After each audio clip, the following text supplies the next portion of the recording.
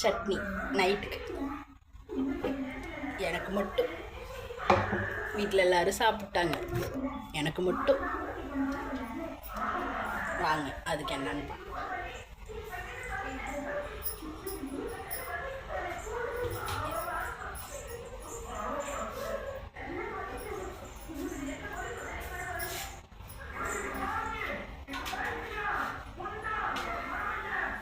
சப்பாத்தி,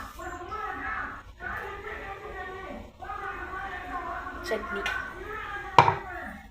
இலையில சாப்பிட்றத ஏது தட்டில் சாப்பிட்றேன்னு பார்க்காதீங்க. நாய் கடிச்சதுனால இலையில சாப்பிடக்கூடாது. அதனால் எதுவும் செய்யாத தட்டில் நான் சாப்பிட்றேன். வாங்க எல்லோரும் சாப்பிட்றோம்.